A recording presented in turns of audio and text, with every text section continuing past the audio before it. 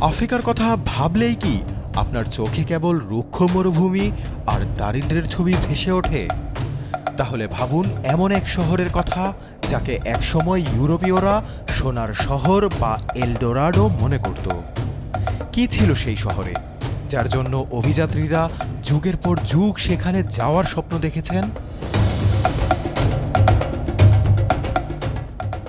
সাহারা মরুভূমিকে যদি এক সুবিশাল বালুর সমুদ্র হিসেবে কল্পনা করা হয়, তবে পশ্চিম আফ্রিকার টিম্বাকটু শহরটি হবে সেই সমুদ্রের কিনারায় গড়ে ওঠা এক মেধার বন্দর।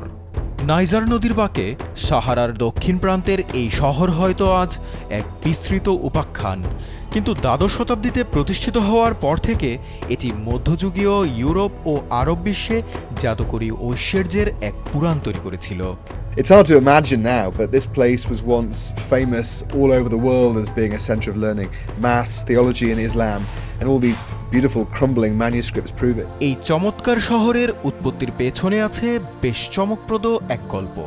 প্রচলিত আছে, যাযাবর তুয়ারেগরা যখন মৌসুমী চারণভূমির খোঁজে সাহারা মরুভূমিতে ঘুরে বেড়াতো, তখন নিজেদের পানির উৎসটি তারা বাক্তু নামের এক বৃদ্ধার জিম্মায় রেখে যেত। তুয়ারেগদের কথ্য ভাষায় তিম মানে জায়গা, আর সেই থেকেই এই জায়গার নাম হয়ে যায় বাক্তুর জায়গা বা টিম্বাকটু।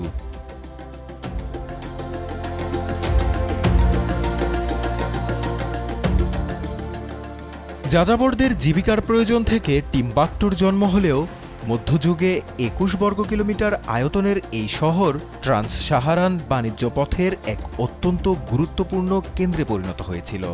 উত্তরের আরব ও ভূমধ্যসাগরীয় অঞ্চল থেকে বণিকরা নিয়ে আসত লবণ ও কাপড়, দক্ষিণ আফ্রিকা থেকে আসত স্বর্ণ এবং হাতির দাঁত। উত্তর আর দক্ষিণের ব্যবসায়ীদের এক দারুণ মিলনস্থলে পরিণত হয়েছিল এই Timbuktu. Timbuktu is a thriving market town. Within the searing desert heat and perpetual dust, its streets are a vibrant mix of African, Arab and Western influence. চতুর্দশ শতকে মালি সাম্রাজ্যের অধীনে, বিশেষ করে রাজা মানসা মুসার শাসনকালে শহরটি রাজনৈতিক পৃষ্ঠপোষকতা পেয়ে দ্রুত বিকশিত হতে থাকে। ১৩২৪ সালে ঐতিহাসিক হজ যাত্রার সময় মানসা মুসা মক্কায় এত বিপুল পরিমাণ দান করেছিলেন যে কায়রোতে সোনার দাম কমে গিয়েছিল। তার এই অভাবনীয় ঐশ্বর্যের গল্প শুনেই ইউরোপীয়দের মনে টিম্বাকটুকে নিয়ে এক সোনার শহর বা এলডোরাডোর ছবি তৈরি হয়েছিল। Many explorers over the centuries tried and failed to reach it. In the 19th century, a French explorers club even offered a prize to the first adventurer to reach the city and return. হজ শেষে ফেরার পথে মানসা মুসা তার সাথে আন্দালুসীয় পণ্ডিত ও স্থপতি আবু ইসহাক আল সাহিলিকে টিম্বাকটুতে নিয়ে আসেন। তারই নকশায় ১৩২৭ সালে নির্মিত হয় টিম্বাকটুর বিখ্যাত জিঙ্গেরবার মসজিদ, যা সাহেলীয় স্থাপত্যশৈলীর এক শ্রেষ্ঠ নিদর্শন।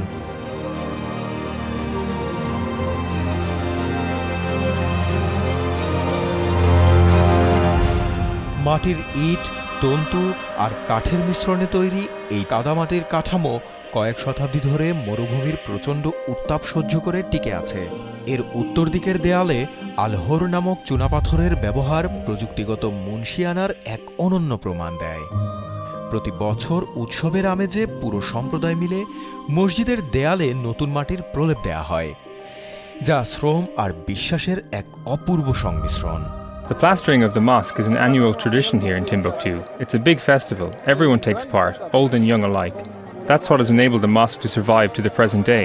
টিম্বাকটুর আসল রত্ন কিন্তু কোনো সোনার খনিতে ছিল না।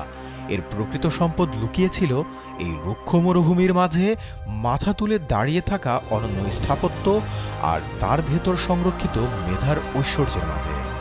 শহরটি ধীরে ধীরে বাণিজ্য কেন্দ্র থেকে সভ্যতার এক বিশাল কেন্দ্রে রূপান্তরিত হয়। সানকোরে ও সিদিয়াহিয়া মসজিদকে ঘিরে গড়ে ওঠে বিশাল মাদ্রাসা ও শিক্ষা কেন্দ্র, যা পরে সানকোর বিশ্ববিদ্যালয় বা টিম্বাকটু বিশ্ববিদ্যালয় নামে পরিচিতি পায়।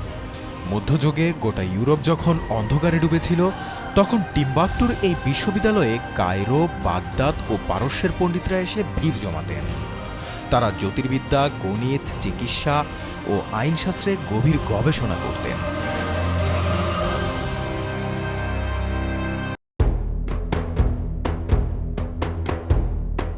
এখানকার সবচেয়ে মূল্যবান সম্পদ লক্ষাধিক হাতে লেখা পাণ্ডুলিপি, যার বেশিরভাগই ১৩০০ থেকে ১৭০০ শতাব্দীর মাঝে লেখা হয়েছিল।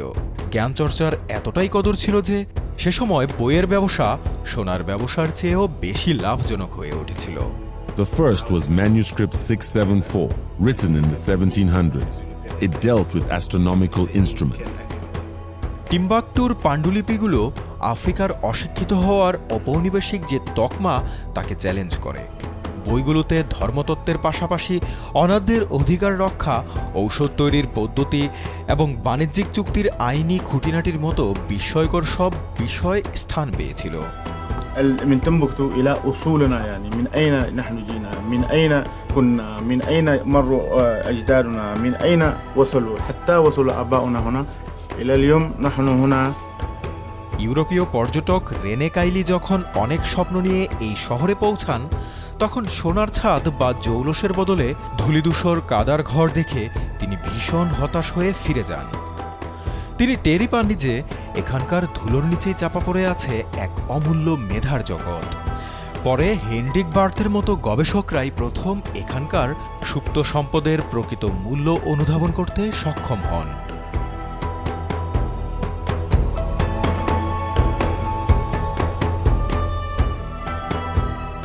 ইতিহাস জুড়ে বহুবার আক্রমণ, দখল এবং ধ্বংসযজ্ঞের শিকার হয়েছে এই অসাধারণ শহরটি। ১৫৯১ সালে জুদার পাশার নেতৃত্বে মরক্কোর সুলতান আহমদ আল মানসুরের বাহিনী সোনার লোভে পশ্চিম আফ্রিকার সংহাই সাম্রাজ্যে আক্রমণ চালায়। তারা শহরটি লুটপাট করে এবং শত শত পণ্ডিত ও আলেমকে বন্দী করে মরক্কোয় নিয়ে যায়। ওই আক্রমণের ফলেই টিম্বাকটু বিশ্ববিদ্যালয়ের চ্যান্সেলর আহমদ বাবাকে নির্বাসনে যেতে হয় এবং অবসান ঘটে টিম্বাকটুর স্বর্ণযুগের। এরপর বিভিন্ন সময়ে তুয়ারেগ গোষ্ঠী, ফুলানি জিহাদি বাহিনী এবং ১৮৯৪ সালে ফরাসি উপনিবেশবাদীরা এই শহরটিতে দখলদারিত্ব চালায়।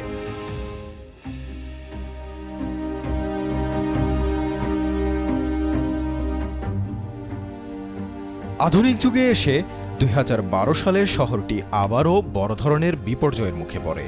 আল কায়দা ঘনিষ্ঠ জঙ্গি গোষ্ঠী বহু ঐতিহাসিক স্থাপনা ধ্বংস করতে শুরু করে। তখন ত্রাতা হিসেবে আবির্ভূত হন গ্রন্থাগারিক আবদেল কাদের হায়দাররা ও তার নিবেদিত প্রাণ সঙ্গীরা। We brought the documents here on boats and in vehicles. We picked a building with 2 upper floors and stored the manuscripts on the middle floor. জীবনের ঝুঁকি নিয়ে তারা ৩,৭৭,০০০ পাণ্ডুলিপি মোট ২৪০০টি ধাতব বাক্সে ভরে গোপনে টিম্বাকটু শহর থেকে ৭০০ কিলোমিটার দূরে বামাকোতে সরিয়ে নেন। কাঁধার গাড়ি আর ছোট নৌকায় করে বিদ্রোহীদের চোখ ফাঁকি দিয়ে পাচার হওয়া এই বিপুল বাক্সগুলো ছিল ইতিহাসের এক মহান সংহতির প্রতীক। তাদের এই সাহসী উদ্ধার অভিযানের ফলেই আজ টিম্বাকটুর ইতিহাস পৃথিবীর বুকে টিকে আছে এবং পাণ্ডুলিপির বড় একটি অংশ রক্ষা পেয়েছে।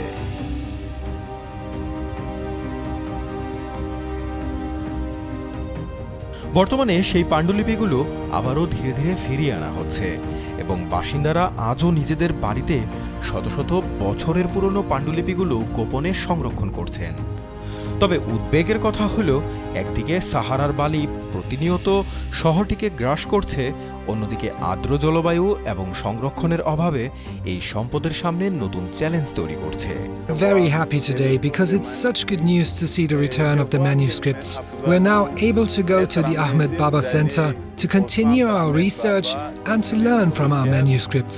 জলবায়ু পরিবর্তন, দারিদ্র্য ও সংঘাতের কারণে টিম্বাকটুর ভবিষ্যৎ আজ প্রায় অনিশ্চিত, যে কারণে ১৯৯০ ও ২০১২ সালে ইউনেস্কো শহরটিকে বিপন্ন বিশ্ব ঐতিহ্যের তালিকায় অন্তর্ভুক্ত করেছে। এসব বিপত্তির পরেও মরুভূমির এই লাইব্রেরিয়ানদের ত্যাগ আমাদের এক বিস্ময়কর ঐতিহ্যের কথা মনে করিয়ে দেয়।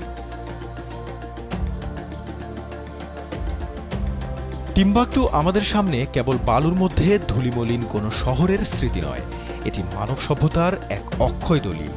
এই শহরটি যেন পৃথিবীকে বারবার মনে করিয়ে দেয়, ইতিহাস শুধু পশ্চিমে লেখা হয়নি, একসময় আফ্রিকার মরুভূমিকেও এক অসাধারণ সভ্যতা জ্বলে উঠেছিল, যার আলো নিভে যায়নি, শুধু বালির আড়ালে একটু ঢাকা পড়েছে।